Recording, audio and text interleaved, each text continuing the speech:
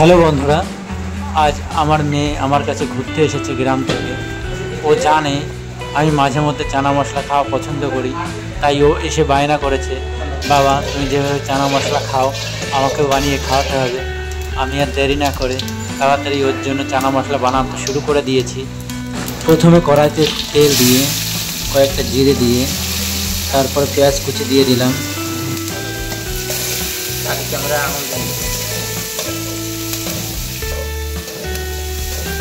পেঁয়াজ হালকা লাল লাল হয়ে গেলেই তারপরে টমেটো কুচি দিয়ে দেব, আর কিছু লঙ্কা কুচি, সঙ্গে লবণ, একটু হলুদ, জিরে গুঁড়ো আর একটু লঙ্কার গুঁড়ো দিয়ে মোটামুটি 50% মতো রান্না করতে হবে, না হলে বেশি গলে গেলে আবার ভালো লাগবে না। বন্ধুরা, চানা মশলা বানাতে তেমন ঝামেলা হয় না। রাত্রে ছোলা ভিজিয়ে রেখেছিলাম, সেই ছোলা আর সকালবেলা টমেটো কুচি, পেঁয়াজ কুচি, লঙ্কা কুচি, ব্যাস আর কি, ঝটপট তৈরি হয়ে যাবে মাত্র 5-10 মিনিটের ভেতরেই।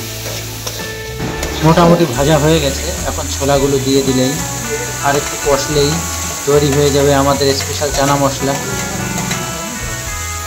বন্ধুরা, ছোলায় কতটা ভিটামিন আছে তা সবাই জানেন।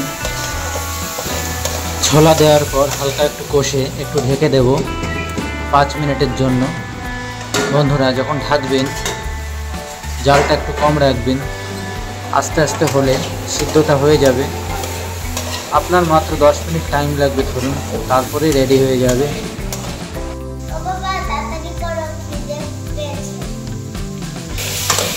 এদিকে আমার মেয়ের তর সইছে না, আর রান্নাও হয়ে গেছে।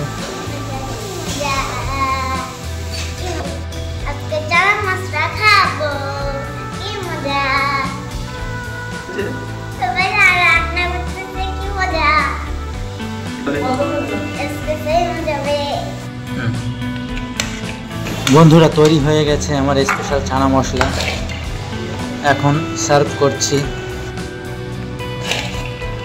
অন্যদিন তো আমি একা খাই, আজকে 3 জন, এই জন্য 3 বাটিতে দিয়েছি। প্রথমে আমার মেয়েকে দিলাম, দেখি মেয়ে খেয়ে কি বলে। কে খাবে?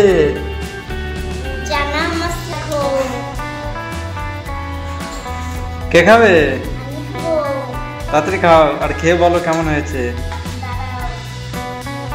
গরম, আস্তে আস্তে খাও।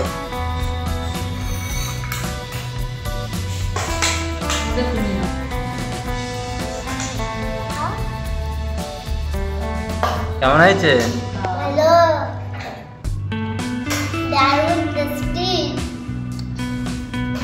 আগে কখনো খেয়েছো?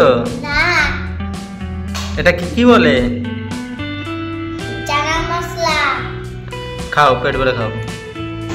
বন্ধুরা, যদি সময় পান মাঝে মধ্যে একবার ট্রাই করবেন, আশা করি অবশ্যই ভালো লাগবে।